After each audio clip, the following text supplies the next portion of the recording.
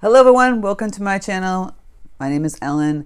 So a lot of you will come to me and say, why am I not improving? Why am I not getting better with watercolor? And I have a couple of reasons why this would be happening. And I'm going to go over some of them right now, and then we're going to go over a video on how to improve that. And we're going to do all of it at once because there's so many different variations in how to improve your watercolor. Today we're going to concentrate on florals and what you can do to improve your florals in watercolor. Now obviously I go over this many times. It's watercolor is always about water control, but there's a couple of major things that you need to do with florals with watercolor. I would say it's brushes and how you use the brush strokes, and we're going to talk about that a lot today. Doing the brush strokes a certain way will create those beautiful flower blooms that you're looking for. And also water control, we'll talk about that a little bit. And actually the values of the color itself, how much pigment you're sticking in on the paper. Some papers soak up more watercolor than others, like a nice cotton paper, which actually is better for your watercolor. It has light fast, it will stay longer. You'll have like your painting for a long time as opposed to a really cheap, pulp kind of paper which won't last long. And I don't even recommend those to practice on because I really feel like they're just not great, period. I actually did paint on some of those, like Strathmores and Cansons in the beginning, like when I was just playing with watercolor, and quickly moved to the cotton paper. And so, it's very frustrating in the beginning, but once you get the hang of it and realize you actually have to create more watercolor, more color to fill in that paper, then you'll do really well. And a lot of the reason why you're not improving, I talk about this so many times in my watercolor workshops and watercolor retreats, is practice. I mean, you're not going to get better, you're not going to get muscles if you don't keep doing workouts with the weights. You're not going to get better at anything unless you keep doing it, right? If you just pick it up one day and then put it down, then pick it up 3 days later and then put it down, there's no way you can improve. It just can't, right? I tell this to everybody. You have to just keep continually practice it. Even if it's something like really small, minutiae little painting, for like 5 minutes, that's just continually going to help you. And it's different practices for different days, maybe. You just don't want to paint the same thing over and over again on the same style. And you get even frustrated. You want to move away from that. How about you just paint something that's, practicing the colors or values. And one day you're painting the strokes. And the next day you're learning how to use like more pigment, right? If it's too light, you're not using enough pigment. I had people on my watercolor retreat in Greece. Some were just constantly painting light.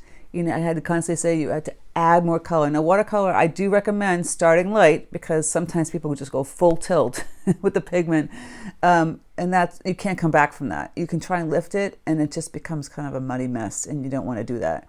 So you do have to kind of start light, but maybe not continually stay that way, right? You have to add more of the watercolor and make it a little bit darker value and build and build and build. So you have this nice contrast. You could have a style that's really generally kind of soft and light, which is great. But I always recommend trying to get a little more contrast and interest in there so the viewer's eye goes right to where you want it to look at. So today we're going to concentrate on some wonderful brush strokes for florals, chrysanthemums exactly. I did a wonderful painting for my Patreon subscribers that encompasses kind of all the qualities I'm talking about, like the brush strokes, adding more color, building the layers. You get something like dynamic like this. This is pretty dynamic, deep and dark, and you get some shadows. And there's just one way to paint a watercolor, Let's put that down. There's many different ways. You maybe don't like something like that, but there's a way to build the watercolor, and it's slow and it does take time. And I'm sorry, I'm an impatient person, which is why I like watercolor, because it dries pretty fast, so that I can just go back on top of the layer pretty quickly. And I like acrylic painting for that reason too. Oil painting, I have this guy back here is an oil painting, and yeah, I liked oil painting, but it takes a long time to dry, and I'm an impatient person. So we're gonna just learn to improve watercolor. I'm going to start doing this like a little series on Fridays, how to improve your watercolor. And we'll start with simple things, brush strokes, So we're going to do brush strokes for flowers today, but I'm going to go over a little bit about the brush strokes themselves. It really, really helps to have the proper brushes and the way to use them, right? I would see people trying to paint a huge landscape with a tiny brush like this, and that would go crazy. You need a big brush, like either a flat wash brush or a 16 or even a bigger floppy brush. You just can't paint it with this tiny landscape, because then you wonder why you have these streaks going across your paper, because it doesn't hold enough watercolor, right? And they make a nice seamless wash. You need to have a bigger brush. So we're going to go over some of these in my tutorial today, and I hope they're helpful for you. And you can leave a comment below if they are and they aren't, or if you please leave a comment what you're struggling with. And I think I'm going to make a little series about how to improve your watercolor using simple basic tools that I'm showing you like today. So without further ado, let's get started. So I put my picture at an angle this time so you can see the angle of the stroke much better. I've got a few brushes that are really helpful for painting chrysanthemums. I have a filbert brush. This is a small filbert brush. This is a number 8 Princeton Velvet Touch series. Why people ask me all the time I have tape on this, because when I do my watercolor workshops and retreats, I don't want to lose them. Because sometimes people borrow brushes and then they might not see them back because we're all kind of using the same brushes. But you can also use just a simple round brush. This is a number 10 round brush from the Velvet Touch series from Princeton. Round tip, not a long round. See the difference between the two? So brushes do matter. The long round is too pointy. We want like a rounder tip, right? And even like a Neptune is too pointy. We want a round tip. So if you get a round brush or a filbert brush, these are perfect for that. Okay, we'll talk about that. And I'm using Arch 100% cotton cold pressed paper. I just took a piece off and divided it in half. And I'm going to grab water on my brush. And we talk about consistency all the time. This paint is tube paint. I use tube holbeins, like it's like a holbein orange. Why I prefer holbein? Sometimes I have Winsor Newton and sometimes I have Daniel Smith, but 99% is holbein because I love the colors, the pigments. They're very bright and vibrant, and it's just my preference. You know, you can be a Daniel Smith lover and buy tons of those. I have a few of their Daniel Smiths, and I only have this really in Winsor Newton, the white watercolor. But generally, I love using holbein. Holbein is my go-to, and it's just a personal preference. Again, so it's a tube paint. Even if it's dry, if you spray it and activate it, it activates so much easier than a chalky pan paint. I don't prefer pan paints. I don't like them. They're kind of chalky, and I don't like the consistency. So now I've added water to this activated. I sprayed it with the spray bottle once it dries. And you can see the consistency. When I talk about consistency, I mentioned other liquid items like tea, coffee, milk, and cream. And it's just the consistency that you would see in those particular items. Butter would be right out of the tube, right? As you add water to your paint, then you have the consistency of cream, milk, coffee, and tea, right? So this looks a little bit like milk and cream together, and it's an estimate. It's not exactly a science. I might add a little bit of orange here. I have brilliant orange. Just showing you the consistency. And see, I fill up the whole entire brush here, because this paper is like a sponge. Now I might actually add more water on my brush. I just dipped it back into the water. And so the consistency now is turning into coffee, and I add more water, and it gets even lighter with the tea. Okay, so we'll try a little bit tea kind of here. And so this is the flat end of the brush. This is the chisel end. Flat, chisel, flat, chisel. You try the flat end, and just going to push down and pull back. That's just a little stroke. But as you curve it, see, curving it, pulling it in, and leaving some white space. I did it on, see, now I did this chisel end. I switched. Pushed down the flat end, then the chisel end. See, one skinnier than the other? But each layer has a round petal. And why is that? Because of the brush. If I chose to use a long round brush, Look at that. It's too pointy. I mean, you could do chrysanthemums if you want them pointy, but I don't want them pointy. I want them to have a round petal, round tip petal. And now that's a nice, simple, flat color, right? And we need to add more value, more tone to that, right? We'll add a little bit more orange. You could even have cadmium red light in there. You can bleed it, which just means it's very wet, wet on wet. So this is wet paint right now still. It hasn't dried yet. And we're adding wet paint to it again, and that is what wet on wet means. This is simple basic tools, and I'm going in between some of the white and then on top of some of the yellow. And now the value has gone darker. I mean, when I talk about values, basically tube paint, orange, you add water, right? And you have the consistency. That's the cream, add more water. Some milk, add more water. Gets a little bit lighter, coffee, and add way more water. And you get the tea. That's the value scale of the paint, okay? These are just basic things, but we're gonna talk about brush strokes more. So that's the filbert brush. If I use the round brush right here, you can kind of achieve the same results. And I did both of these on my Patreon tutorial. And you can always join Patreon by clicking the link in the description box to do that tutorial that I did. And you can join and cancel anytime.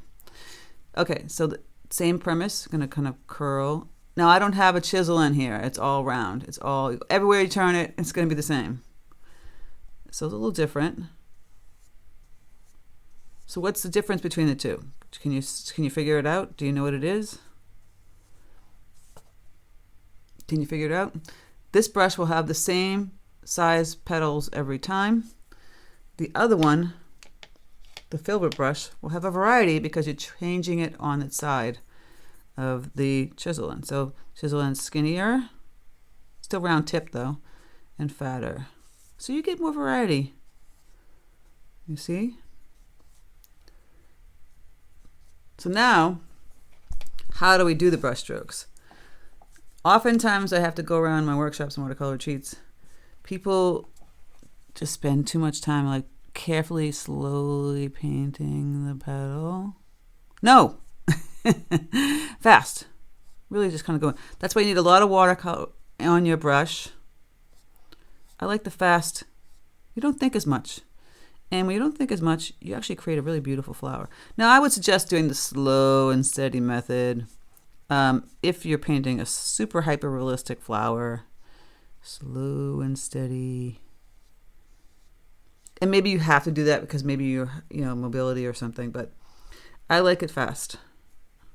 So I'm changing the value by adding in a darker color here while it's wet. So now it has variety in the flower, right? And I did that here, but I want to get even darker because again, I'm going to add like a little red, maybe even a blue, because blue and orange are opposite. Now that's not super pretty, but now your eye is really drawing in there, right?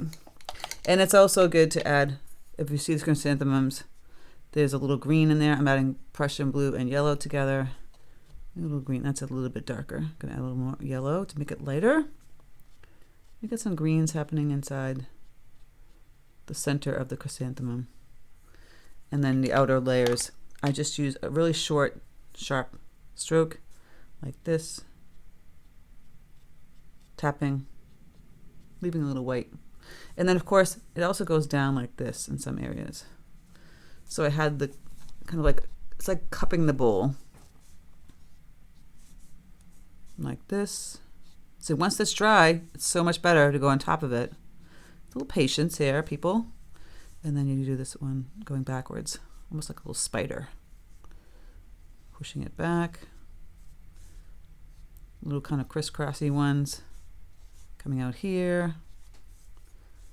And that, my friends, is kind of the basis of a chrysanthemum. And now I would do short little strokes back here.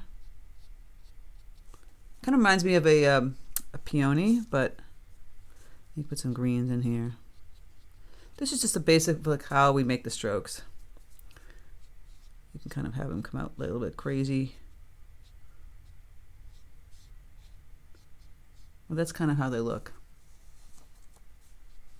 It's best to wait for the first layer to dry and come back in and go over. Now you don't have to have a deeper, darker color. You can have a slightly darker color. See, going like that. And then of course, the ones going on the bottom this way. This is how I would paint them. But these are the ways you do the strokes. Now that I showed you the strokes, right? We could talk about composition, etc. But the stroke really matters. And why I would choose a filbert over the round is the variety of the stroke. Now you can kind of do, if you're getting like good at practicing your round brush, you can get a variety. I mean, it will be just kind of like the same flat, flat. But if you just use the tip part, just the tippy tip, just this part, hold it like upward. See, if you also the way you hold your brush, holding it this way, you're pushing down, you get those strokes. But holding it up, you can get the skinnier strokes, you see? You manipulate your brush by the way you're holding it. Down, like on its side. Like I will do washes, just this part. So you have to hold it on a slant, on a sideways like this. Not up like this, not up straight, down like this on its side. You see, to get a nice little wash. And then you would hold it upward to get the skinny little grasses if you're doing a wash. So it's really important to practice using brushes, not just doing the simple strokes, but how you manipulate it in so many ways. Doing it for a wash, compound strokes, which are, again, this touching, pushing down, and pulling back up, pulling up. So it's this like wave motion. You know, and then you practice just using the tip. It's really key to getting better and improving your watercolor. So now that you see me doing all this, we're going to talk about simple chrysanthemum and composition. So composition, you want to make it interesting. I mean, I wouldn't throw just, you could just throw the flower in the middle of the paper. Maybe have 3 of them. I always think 3 is a good way to start because odd numbers look more interesting to the eye than like maybe 1, 2 flowers. So you can just take your pencil and figure a little slight little drawing, a circle, 1, 2, and 3, right? And then we'll do stems from there. So we might have to tilt the paper, you know, to get the area that we want to make it easier to paint. So I'm back on the face forward painting right now so that you can see a little bit better. And I'm going to grab some pink color. I have this wonderful bright rose. I'll grab some yellow. I want more of a blush tone this time. And again, the consistency, I'm adding more water, as you can see. Every time I go back from here, it's hard to show the water and everything because the water is a big bowl here, big plastic cup. But I'm adding more water, and see, that will make it lighter. So for this one, I'm going to have it tilt. I can just tilt my paper, make my life easier. And again, that's the chisel end. Now you notice there's not a lot of paint on my paper, so you'll see some dry brushing happening. And I kind of relish that. I love that look. I'm just making those little marks. Going back, and I'm kind of doing quite very quickly. And I'll go back on this like you saw me doing in the practice.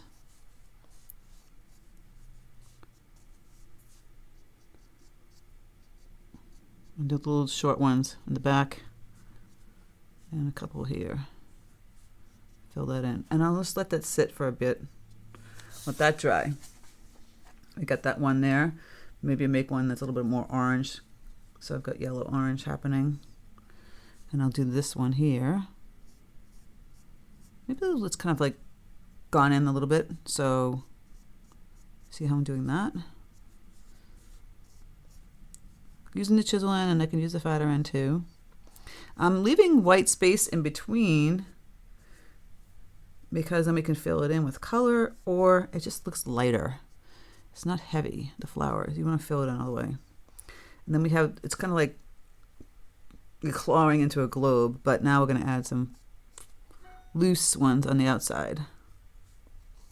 And they could be a little bit thicker, a little bigger, or smaller. They're kind of wild chrysanthemums.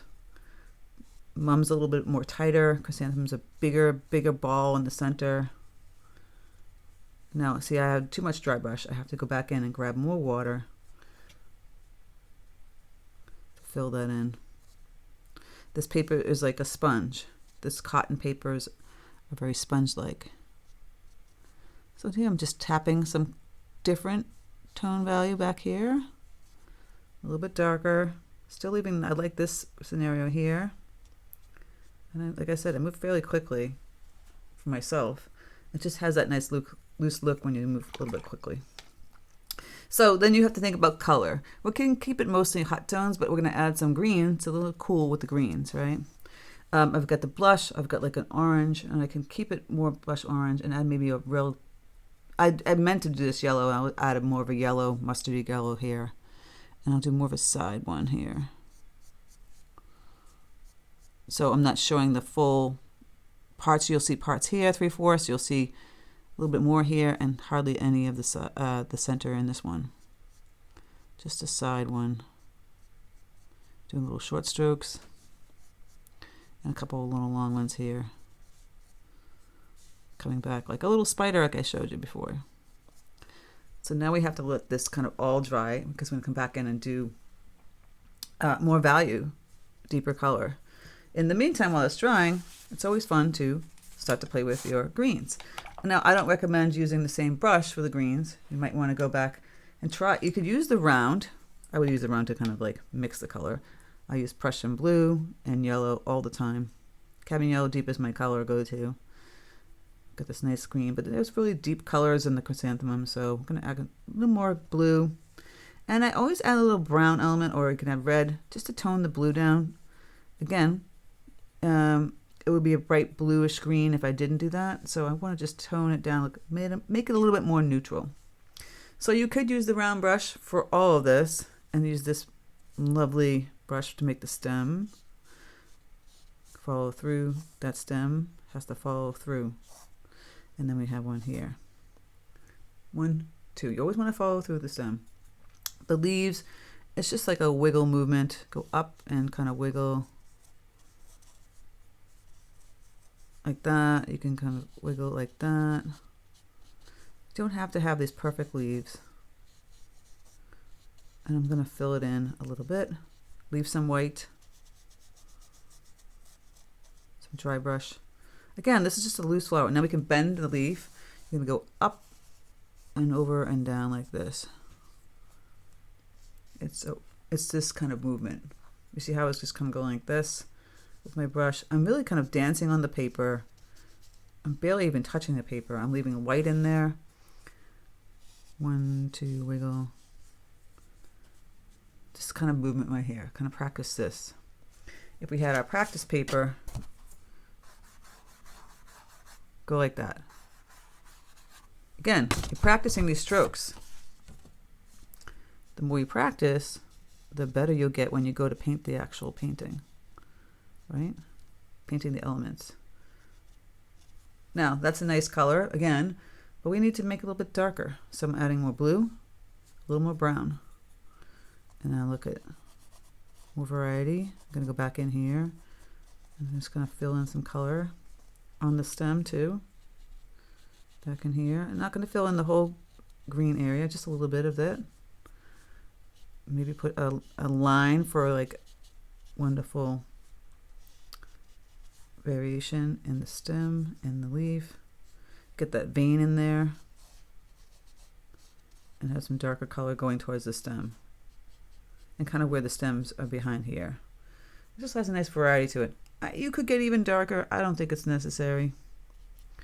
I kind of keep it simple. And we didn't have really light greens. If you wanted to make more variety, you can go back in, add the yellow.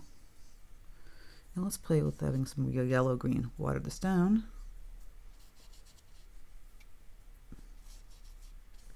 You can add by grasses, making that water down again.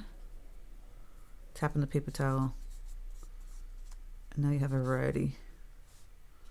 This green.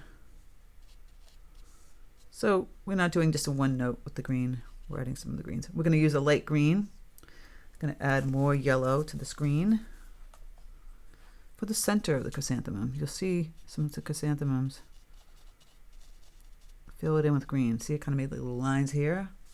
And I'll go in here. And that one you can barely see it, maybe a little bit touch of it. They have green in the center. Okay, we've done our green. Now we're going to go back to our wonderful pinks, and oranges, and yellows. Now I've gone back using the round brush. I can go, now that I did this with the filbert, you can still play with the round brush. And my yellow got a little dirty. Real-time tutorials here. Grab my pink. And it's not going to be precise as the same color, but close enough. Maybe a little bit more pink for that blush. I always like to tap on paper towel if it's too much wet watercolor. So now we have this round brush, and I'm doing this wiggle movement again on some of the same petals that I did before. Tap a little bit of the darker color in the back. Not everywhere. And then, of course, the ones that are coming downward. Now I can grab more pink, like that. Thicker paint, barely any water, and yellow. And then that will make even darker hue. See that? And just little touches here and there. I don't think you need to go everywhere. And now that really comes to life, right? The yellow, same yellow, you can use the same yellow, and look at it adds just another shade. Now if you want to add a little orange to that, it just becomes a little bit darker still. Still don't go over all your white. You want to leave some of that white and tap some of that darker yellowish orange back here. Little kind of sweeping marks. And you can get even more orange. Just tap a little bit deeper color here. If you feel like it's getting too mushed, you can just kind of lift. That's where you take the brush and use it like a mop. That'll be another practice day, but if you know what lifting is. There you go. And now we have the orange one down below, and adding in some deeper orange values. I can grab some cadmium red light with my brilliant orange or yellow. Go in between or on the same petals, adding in a deeper value. And you will go again with another value. You don't have to be the same. You don't want to use the same color, like orange on orange and orange and orange. So what do I mean by that? We have the lovely orange that are darker and darker, but no, go right in and grab some pink. Here's the pink. It's a darker value. It's darker than the orange I put down, but it's a different color. And what is that going to do? It's just going to make it more interesting, kind of floral. You don't want orange upon orange. Same thing with this lovely chrysanthemum here. I'll just grab some orange, maybe a little bit of red. I can throw that in. And now it's just really kind of vibrant and just changed it a little bit. And I'll wait for that one to dry. It's very wet and I don't want to make a mess. I can do some skinny strokes with the tip out here. Put that pink, or even like magenta on the orange. Look at that variety. You could even add the opposite color, which is a blue. This is ultramarine blue deep. You know, the opposites. The color of the opposite of orange is blue, complementary color. And look at that, we'll just enhance it. Let's just give it a shadow, add a little blue in there. And that's going to change it as well. Gives it the variety you're looking for, especially in the center if you want to get a little bit deeper, darker. Look how cool that is. And you just made an interesting chrysanthemum. So those are my tips and tricks. The yellow will be purple, so you know, blue And I would use ultramarine blue and any kind of pink, and maybe a little more blue, and you can add purple. Get that deeper color in here, just make a little bit more variety on the yellow. Or add some pinks and some orange. You don't want to keep it one note yellow. You know it's mostly yellow, but you're adding in some nuance with the other colors. So I hope this was helpful. I'll add a little bit more yellow in here in the center. Get that variety of color happening. A little bit yellow in here with the green. And we have a beautiful chrysanthemum painting. Didn't take much time at all. Just using those strokes I talked about. And the paper and the values of the colors. Just practice, you know, simple things like that. Strokes. It really, really helps. Let me know if this was helpful. I would love to know if it was helpful. I have lots of videos on YouTube, techniques and ways to do them, and florals, tons of florals. So if you're interested in any of those, just go through in the search box in my YouTube and look at the videos and play them. So thank you guys so much for stopping by my channel. I hope you have fun painting, and remember, practice is key, and so is the brushstroke. Take care, and I'll speak to you soon.